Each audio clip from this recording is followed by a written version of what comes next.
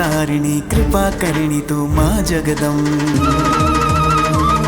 करुणाकरिणी भवतारिणी कृपाकरिणी तू माँ जगदम्ब। आदि महाशक्ति भवानी आदि महाशक्ति, आदि महाशक्ति भवानी आदि महाशक्ति, शक्तिदायिनी मुक्तिदायिनी अम्बा।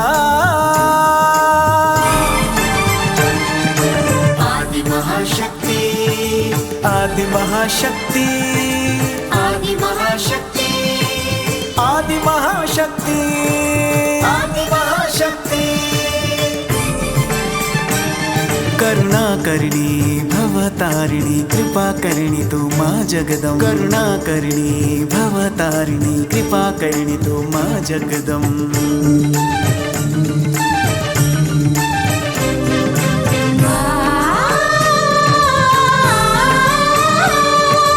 अधर्मनाशक धर्म रक्षिणी आदि महाशक्ति, सकल लोक की तू रखवाली आदि महाशक्ति।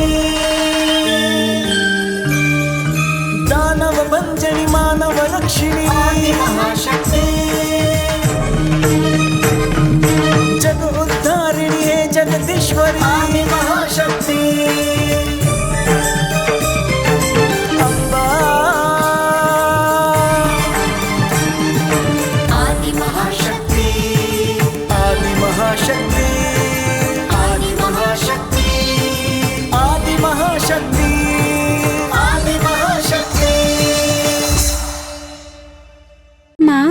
जब वो भगवान जी खुद को महान कहला रहे थे, तब सब कुछ जानने वाली माँ आदि पराशक्ति ने उनका अहंकार कैसे खत्म किया, मुझे ये सब जानना है, बताइए ना माँ। अहंकार से भरा महेंद्र उस जगत माता के रूप को पहचान नहीं सका। माँ, इस संसार को माया से भरी बोला जाता है ना, वैसे में महात्मा इंद्र उस माया रूप को जान नहीं पाया है क्या? महामाया प्रभावानी और इंद्र की शक्तियों को हमें समझाइए ना माँ।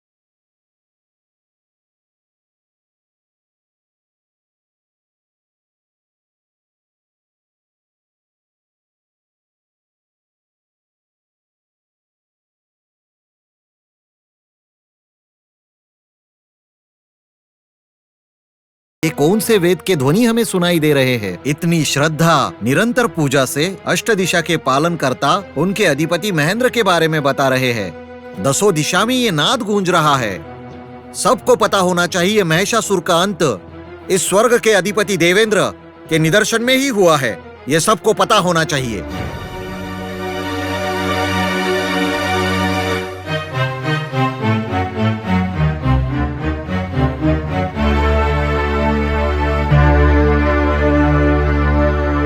ये क्या है? दिव्य प्रकाश से आलोकित ये अपूर्व ज्वाला आई कहां से?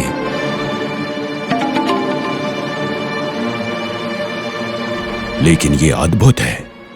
हर तरह के ज्वाला के एकमात्र अधिपति अग्निदेव के यहां होने पर भी ये कैसे हुआ? किस प्रकार संभव हुआ? ये किसी के प्रभाव में नहीं हुआ है, स्वयंभू है। ये अपने आप प्रकाशित है। इस अग्नि ज्वाला का दर्शन कहीं मेरे अधिकारों का, कहीं ये अंत तो नहीं है।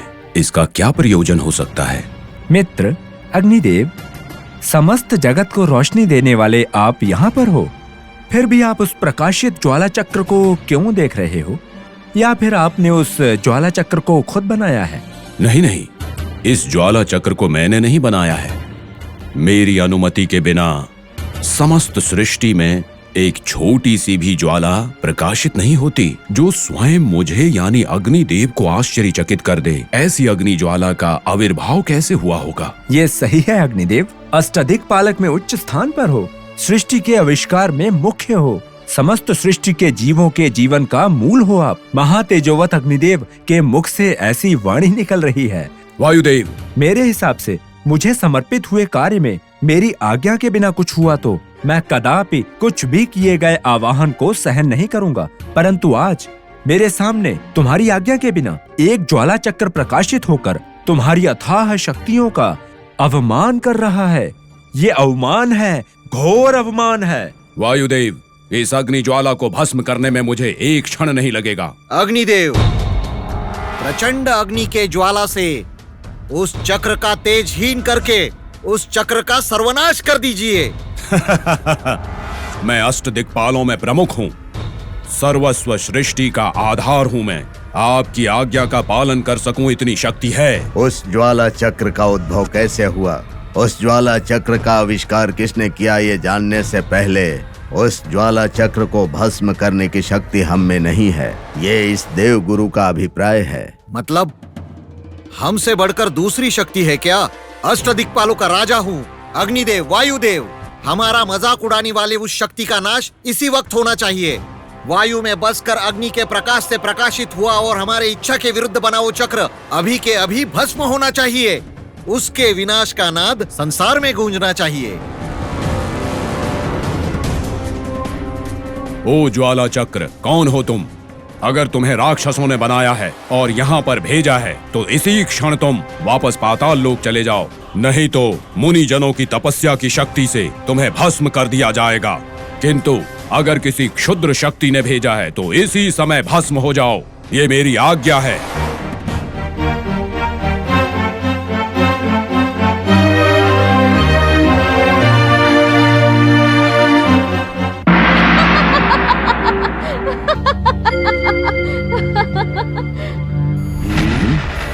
कौन हो तुम?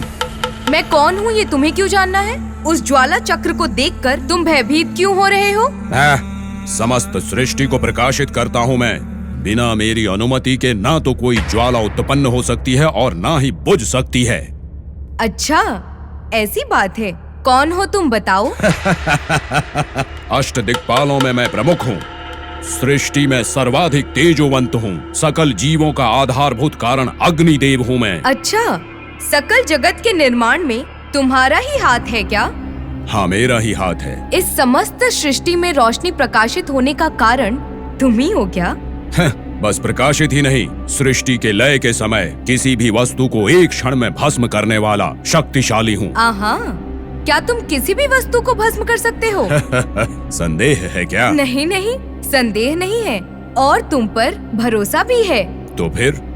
तुम्हारी शक्ति का परीक्षण करने की इच्छा हो रही है। अद्भुत, अग्निदेव का शक्ति परीक्षण महासन्निवेश होगा। अद्भुत अद्भुत। तो अब बोलो, सबसे पहले किसे भस्म करना है? ये जो योजनों में विस्तृत है, इस जंगल को भस्म करूं क्या, या फिर तीनों लोकों को ही भस्म कर दूं? नहीं नहीं, ऐसा नहीं। इस घास को जलाकर दिखाओ। क्या तुम परिहास कर रही हो? मेरे जैसे शक्तिशाली से घास को जलाने कह रही हो? क्या है ये? इस घास के पत्ते को भस्म किया तो तुम्हारी शक्तियों को अवश्य मान जाऊंगी।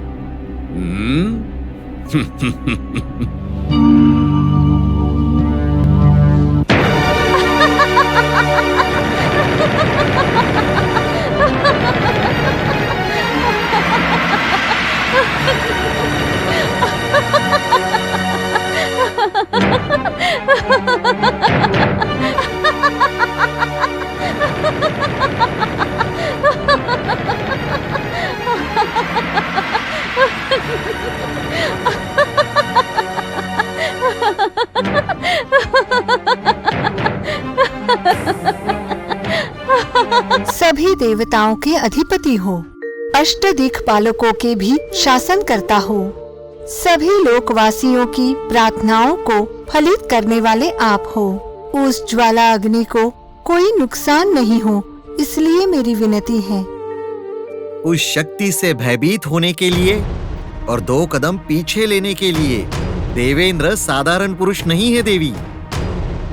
त्रिदेवताओं में देवेंद्र का स्थान सर्वश्रेष्ठ है। इसी का मुझे भय है।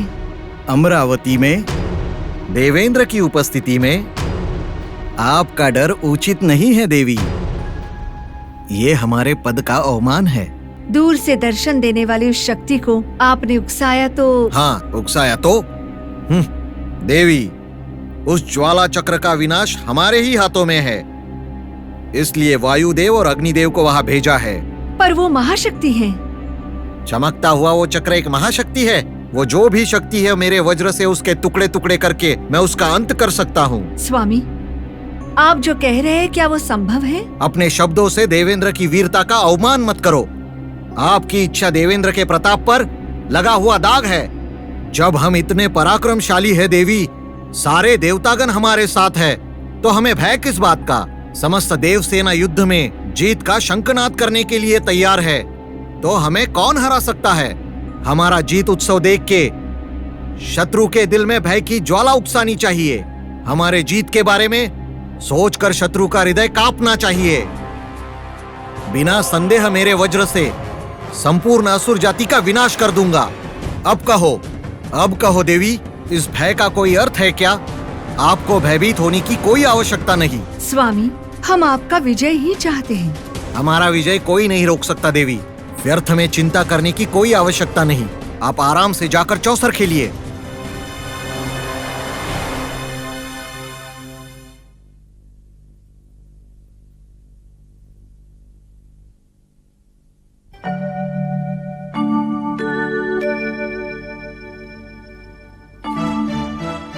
एक क्षण में ही वापस आ जाना चाहिए था अग्निदेव को। तेजस भी नहीं दिखाई दे रहा। ठीक है, मैं स्वयं जाकर तलाश करता हूं। बंधु, अग्निदेव, बंधु, अग्निदेव, बंधु, अग्निदेव। मेरा नाम यक्षम है। और तुम कौन हो? मैं वायुदेव हूं। समस्त सृष्टि में अति मुख्य, प्राणों के लिए वायु देने वाला मैं ही हूं। इस सृष्टि में सब कुछ मेरे जाने के बाद ही होता है। अष्ट दिक्पालक में प्रमुख मैं ही हूं। ओहो, वायुदेव हो? क्या तुम अत्यंत शक्तिशाली हो? हाँ, अत्यंत शक्तिशाली हूं। मेरी आज्ञा के बिना सृष्टि में कुछ नहीं होता। यहां तक कि त्रिमूर्तियों का भी आधारभूत मैं ही हूं। हाँ, मैंने भी सुना था। आप अष्ट दिक्पालक के कारणवश ही इस समस्त सृष्टि का निर्माण हुआ है और चल भी रही है। हाँ, यही सत्य है। परंतु ये आपसे किसने कहा? आपके मित्र अग्निदेव ने। अग्निदेव ने? परंतु अग्निदेव हैं कहाँ? वो देखो, वहाँ है। आखिर ये चमत्कार क्या है? अति शक्तिशाली होने वाले अग्निदेव का मुख कला विहीन होकर ऐसे जल गया है।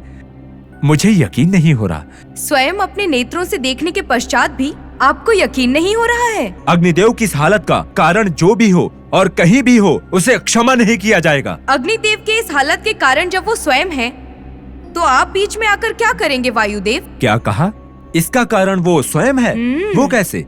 इस समस्त सृष्टि में उनकी आज्ञा के बिना एक छोटी सी ज्वाला भी नहीं जल सकती, ऐसा कहकर किसी भी वस्तु को भस्म करने जितना ताकतवर होने के पश्चात भी इतना बड़ा अहंकार दिखाकर एक छोटी सी घास की पत्ती को ना जला सके, वो स्वयं अपने उत्पन्न किए हुए ज्वाला से भस्म हो गए।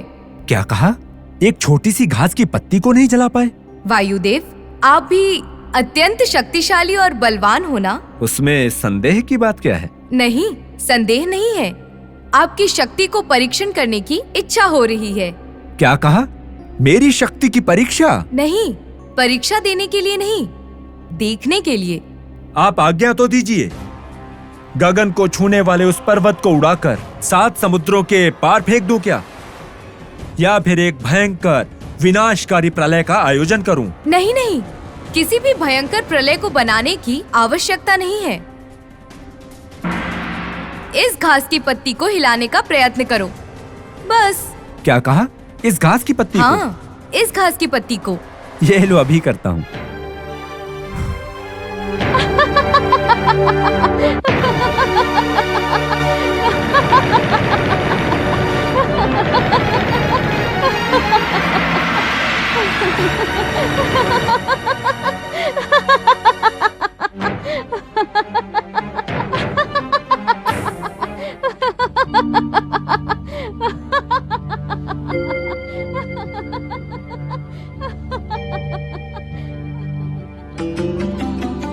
देवी, इस वीणा के मधुर सुर के अलावा तुम्हें कोई और ध्वनि सुनाई दे रही है? प्रलय की तरह आने वाली इस ध्वनि की वजह क्या हो सकती है? उस दिव्य शक्ति का वीरता से सामना करना किसी के लिए भी भलाई की बात नहीं स्वामी। आदि पराशक्ति परीक्षा ले रही है, प्रलय का आविष्कार नहीं। इंद्र के अहंकार को दूर करके सकल सुख की प्राप्ति करेंगी। देवलोकाधिपति महेंद्र, उस शक्ति का सामना करना अच्छा नहीं है। सारी शक्तियों में आदि शक्ति ही वो पराशक्ति है। आदि शक्ति की आराधना करने से ही हम बच पाएंगे। ओम नमो जगन्माताय नमः। ओम नमो जगन्माताय नमः। ओम नमो जगन्माताय नमः। ओम नमो जगन्माताय नमः। ओम नमो जगन्माताय नमः। ओम नमो जगन्माताय नमः। ओम नमो जगन्माताय नमः।